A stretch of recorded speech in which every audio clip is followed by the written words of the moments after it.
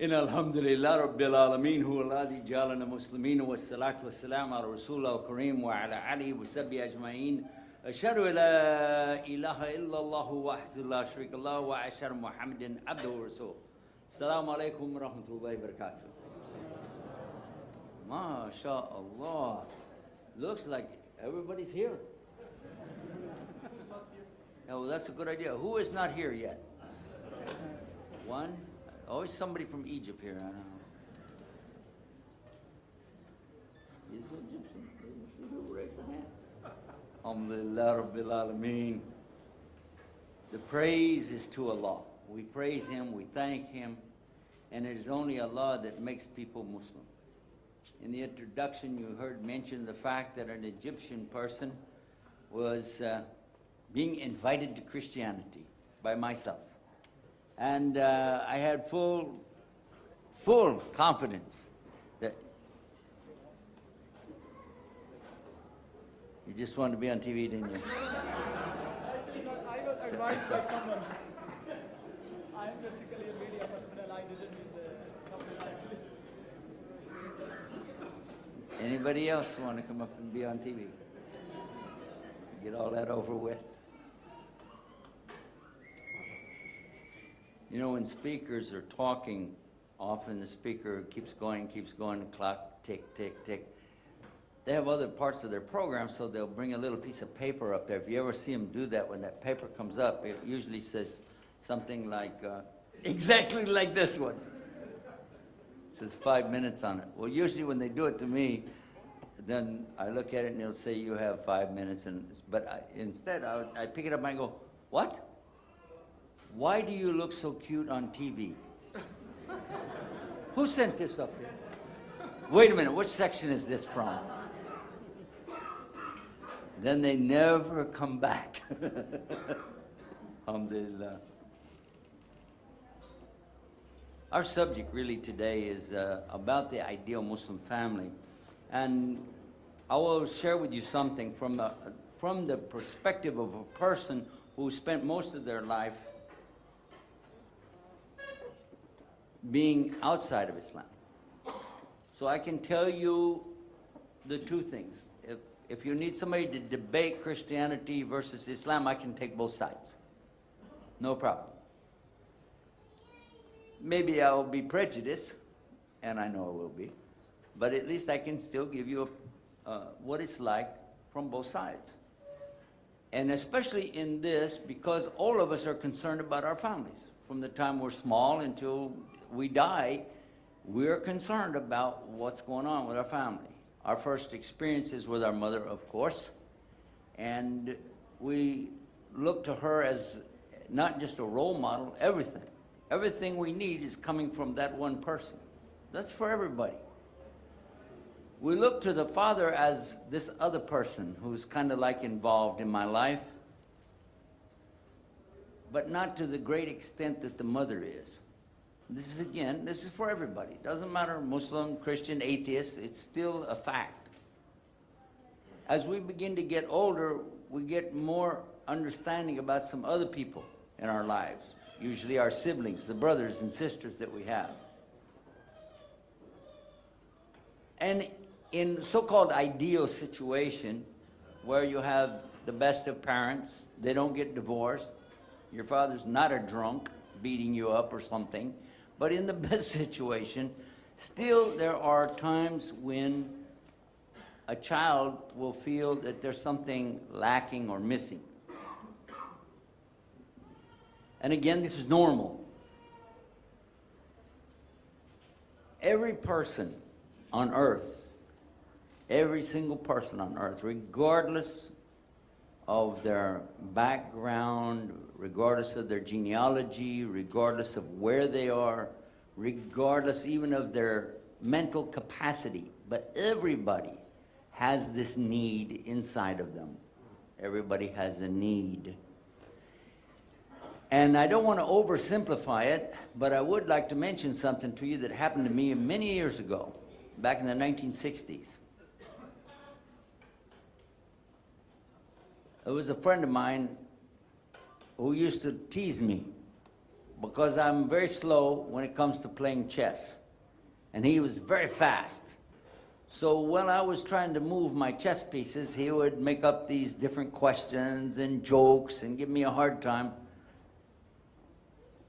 especially if I took a long time to move. And one of those times he said, by the way, do you know what it is that everybody wants? I said, yeah, money. He said, no, not everybody wants money. I said, name me anybody who doesn't want money. He said, no, there are people that don't want money. There's something more important to them. But everybody wants this one thing. I said, a woman. He said, no, I mean, everybody wants it. Women don't want a woman. I said, oh, yeah, that's right. Then he got me distracted good. I said, not money. To be famous. He said, nope. And I thought, and I guessed, and I went on, and finally, I couldn't think of anything anymore. I made a move with my chess piece, and then immediately he beat me just like that. And he said, by the way, the answer is peace. I said, what? He said, that's really what everybody wants. The things that we do in this life, we do them so that we can hopefully find peace in whatever it is that we're doing. Why do we want the money? Because we think it will bring us something else, and we think that will bring us peace. It's not just happiness, it's peace. I know he was just playing with my brain, I know that. But at the same time, it stuck with me, even until this minute. If you said, what does everybody want? Regardless, believer, unbeliever, communist versus free world, blah, blah, blah. Just make the list and you're going to find out that the one thing really people are seeking after. Why do people drink alcohol? Because they think it will benefit them and get them out of this condition that they're in, and this is going to make me feel better, at least for a while. The same is true for drugs, smoking, any addiction that people have. They believe that this is going to bring them that internal peace. They're going to find peace. And that's really what everybody's after. Can you imagine my amazement when I found that Islam is such a complete way of life that it brings about that peace here, in the hereafter, and even in the word itself. Now, you know that the word salam means peace. But did you know that the word Islam comes from the same root? But there's only one way to attain it, and the instructions, believe it or not, are all inside the word Islam. If you know Arabiya, it becomes more clear. For those of us who are a little bit more challenged, linguistically speaking, we have to seek a little bit of help from the Mawrid, the dictionary, and then from the shuyukh, like Dr. Salah, who are capable of bringing this to us and helping us better understand. And what am I talking about? The word. It comes from a root, silm. And from this root, many words are coming. Some you're more familiar with perhaps than others. But did you know that of those words, I found at least 5 that helped me better understand what this word really means in English and even how to attain it. First of all is submission. Submission, total submission. Second is surrender. By the way, Muslims are very good at surrendering. Where we get, you know that I don't know anybody that's better than surrendering. You know, you think about Kashmir, Afghanistan, Iraq. We're just like, and even in the, I'm not joking, and even in the airport at the security place, we're the ones with our hands up, like giving up really easy, mashallah. We got that down.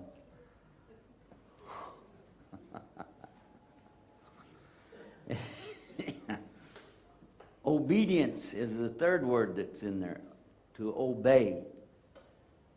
The fourth word is sincerity. I want you to think about this word sincerity for a minute. Can you ever force a person to be sincere? You can force them to do a lot of things, but can you force a person to be sincere? I remember even when I was a child that there was a cartoon show that we used to watch, and it would show the children there being told, you'll eat it and you'll like it. And they would say, we'll eat it, but we won't like it. You can't make people like something. You can't force that. You sure can't force people to be sincere. True or false? If you even understood that much of the word, you could stop one of the biggest propagandas against Islam in the world. The big propaganda. Islam was spread by the Saif, by the Muhammad, by the, what is it? Sword.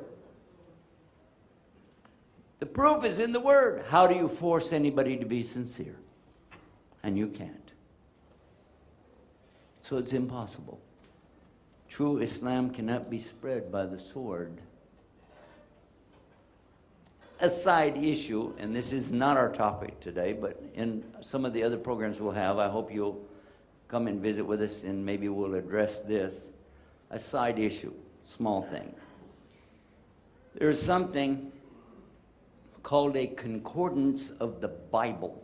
And what that is a huge book like this that lists every single word in the Bible and where it is. Every single word and where it is. So in alphabetical order. So I looked up the word sword. Old Testament, quite a few times. New Testament, surprise you how many times. New Testament is not as big as Old Testament. But this word sword, sword, sword, sword. I came not with peace, but with a sword. That's not coming from Muhammad. That comes out of the Bible. That said, Jesus said that, alayhi salam. Yes. Now is the time to sell your coat and buy a sword. Not from Muhammad sallallahu alaihi wasallam. This is coming again from the New Testament with Jesus. In fact, I started counting them up, and lo and behold, more than 200 times that word sword is in the translation of the Bible to the English language. Well, now let's be fair and match up how many times we find the word Saif or Muhammad or Hussam. Is that, what's some other word? You know another one? Yes, safe. What else? Huh? That's enough? Well, guess what? I asked some brothers to help me with it. I said, let's do research, because there's also concordance for Quran. And it was translated and put in the same alphabetical order by a friend of mine who made Hajj with me in 1993. Imam Yahya. His name is John or Yahya in Baltimore, Maryland. How many times you think the word sword is in the Quran? Not once. Makes you wonder, doesn't it? If you want to say a religion got spread with a sword, I don't know. What do you think? Well, anyway, we'll leave that go. Anybody who wants to be fair, wants to really look at history, can find that when Islam came to this part of the world, it came by trade. Huh?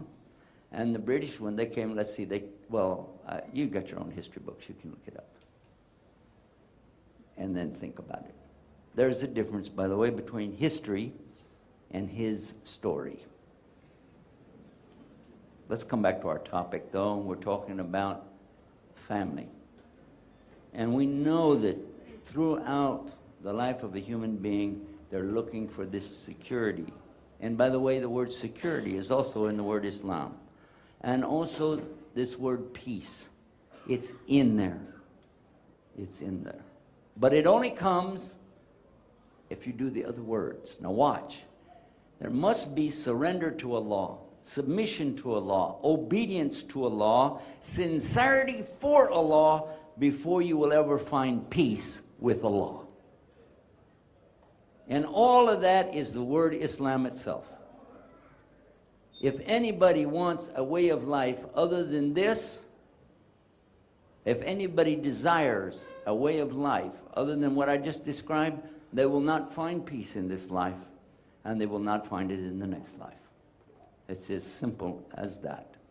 And about that, Allah said in the Quran in chapter 3, verse 85, وَمَا يَبْتَغِي غَيْرَ الْإِسْلَامَ دِينًا فَلَا يُقْبَلَ مِنْهُ وَهُوَ فِي الْآخِرَةِ مِنَ الْخَاسِرِينَ. If anybody desires a way of life other than what Allah has prescribed for them, with this way, with this deen, then Allah, He's not going to accept it. And in the next life, they're going to be with the losers. So how can I have this ideal family? And I'll ask you, doesn't it make sense? The creator of something would know the most about it. If you, for instance, if you have a new iPhone made by Apple, who would be the best one to have the manual on how to operate that? Tonka Toys? I don't think so. I think it would be the manufacturer, right? But how about the one who made the whole universe? There's nothing in the universe except Allah made it. So if we understand that, it makes sense that we would ask Him, how can I be what you want me to be? And He should also help me by telling me what my purpose is. And our purpose is laid out for us in Surah Al-Dariyat, chapter 51, verse 56, very clear. وَمَا خَلَقْتُ الْجِنَّ وَالْإِنسَ إِلَّا لِيَعْبُدُونِ. Allah tells us He did not create the jinn and mankind except for ibadah to Him. Now what's the clue here? Well, if we understand that everything we're doing through our life are regular things that the same as anybody else, but we do it for the sake of Allah. It doesn't mean we're going to hang out in a temple or church or a mosque all day long. No. But in fact, what we're going to do, we're going to be doing it for the sake of Allah. The same thing. I'm going to work, take care of my family, save money, help my next door neighbor, same as anybody else, but I'm going to be doing it for the sake of Allah. What's the benefit on that? Well, number one, that's because of the sincerity. Then, when I say that I'm doing this for Allah, watch what happens. Maybe I don't like my neighbor. Maybe he doesn't take care of the shrubbery, the trees, or the flowers in a proper way, and it's messing up my yard. Maybe he has an animal that's coming over and messing up my yard. Maybe many things could be something wrong. But because I'm a Muslim, I still care about my neighbor because that's my job. And we know that example from our Prophet ﷺ because we know of the neighbor who used to put the garbage and filth on his doorstep when he went out. He'd have to always clean it up every day, every day, every day. And then one day it wasn't there. What did he do? I know what I would do. I'd go, hey, man, maybe he moved away. Good, alhamdulillah. But our Prophet ﷺ went to see and check on him, and he found the man was sick. And the man said, oh, you're coming to look after me, but I'm the one putting the garbage on your step. He said, I know that. That's how I knew you were ill. I didn't see it. And what an impression it made on this man.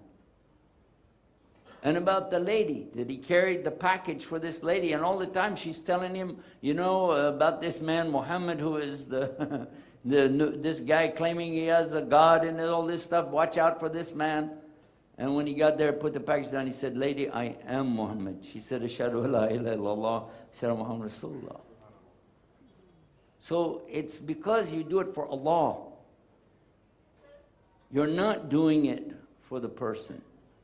So when we get married, it's going to be the same way. What is it we look for? Now, the average young man, he's going to be looking for a hot babe. Okay, that's it. He wants to walk down the street with a number beside him that the guys are going, whoo! This is what he's thinking about.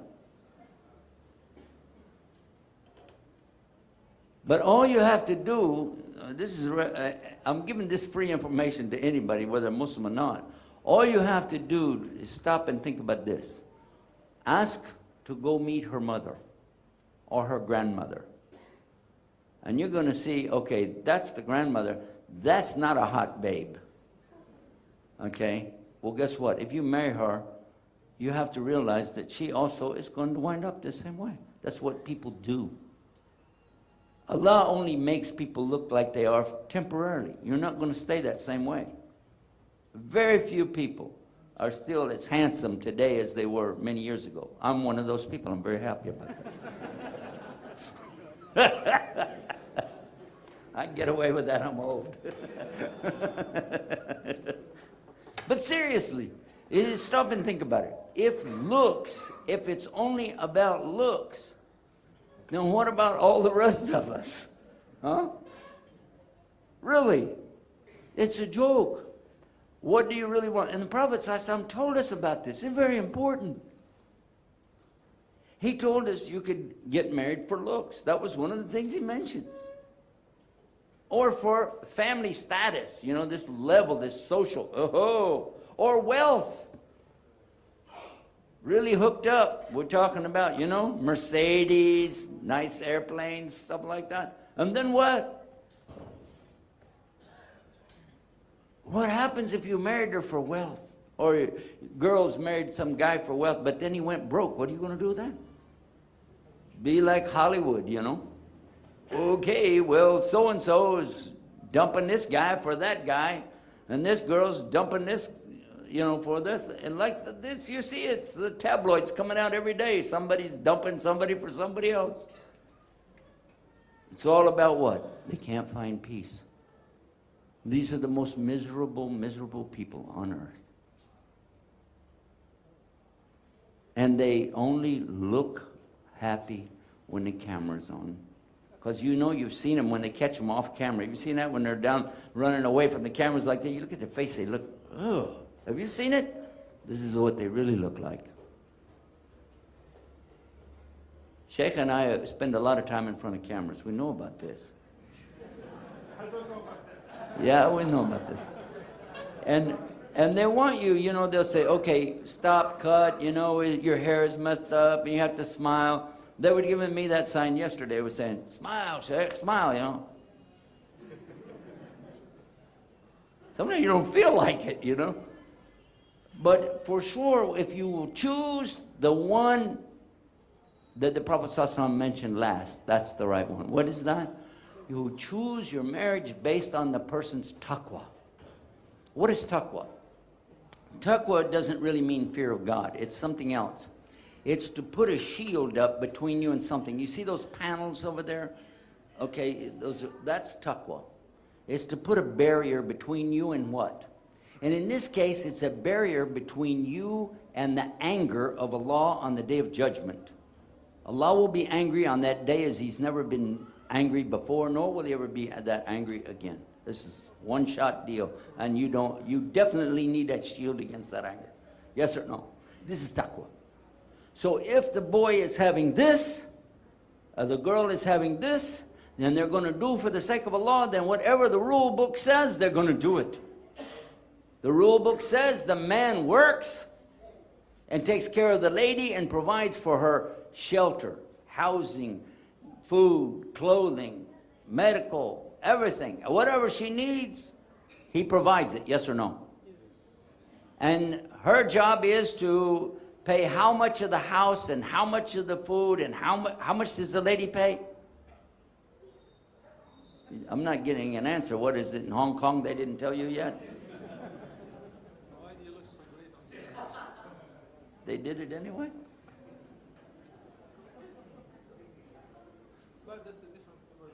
It's a different paper. It's a bigger one. Bigger. Huh. What is the percentage that ladies have to pay from their paycheck to for the upkeep of the house? 0. Women don't pay anything. How many ladies you didn't know that? Raise your hand if you didn't know that. You knew that. You're just too shy to tell me. Okay, that's cool.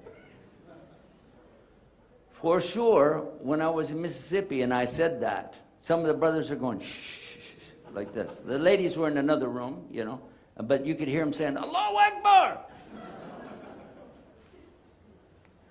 And one of the brothers, he leaned over to another and he said, where'd you get this guy? And then I mentioned another thing. In the ideal family, and that is basically to follow the revelation of Almighty Allah, which is Quran in the explanation, the Sunnah. In following that, look what else. The man will also be doing his own laundry. Now all of a sudden the brothers are going, huh? He will be doing cooking. What? He will be helping the wife. He will also be taking the children with him places, giving her a break. Yes or no? So the woman's role in Islam is to be the queen of the house. Yes or no? If you read the verse in a proper perspective, this is in chapter 4, verse 34. It's very clear. Rajul, the man, male, is responsible for the woman, because Allah made one stronger than the other in this capacity. And it really means that who is taking care of who? If it's a custodial position, a caretaker position, if that's what it says, then who's the high one of the two? Huh? Think about it. So some men said, well, Allah said right there, I'm more powerful. Yeah, so is a horse, but that doesn't mean that it's a king. But definitely the lady has a great role. Are men and women the same? Well, if you did biology at school, you already know the answer to that one. You don't have to be a rocket scientist to know they're not the same. So how do you say a man and a woman are equal to each other? And a man can't have a baby, right? So study Islam and learn about this. You'll find that the ideal situation really is for a person to establish themselves first correctly with Allah to find their true peace. Once they do that, Allah will open the way for them to see all the other things that will fit in the family. I only gave you a couple, but I'm positive, without doubt, that if Allah wants to guide you, you will find the ideal situation, the ideal family for yourself. And by the way, when you are operating as a true Muslim, you become the ideal son for your parents, the ideal spouse for your wife or husband, and you become the ideal parent because you're doing what God created you to do. Surrender, submission, obedience, sincerity, and be in peace with whatever He gives you. And that's as good as He gets. May Allah grant us that and give us that tawfiq, the success. Ameen. And may Allah help all of us to encourage each other, to remind each other in this same capacity. Ameen. Subhanakallahumma wa bihamdik. Ashhadu an la ilaha illa ant. Astaghfiruka wa atubu alayk. Assalamu alaikum wa rahmatullah. Jazakallah khairan, Sheikh Yusuf. Now it's time for Maghrib prayers.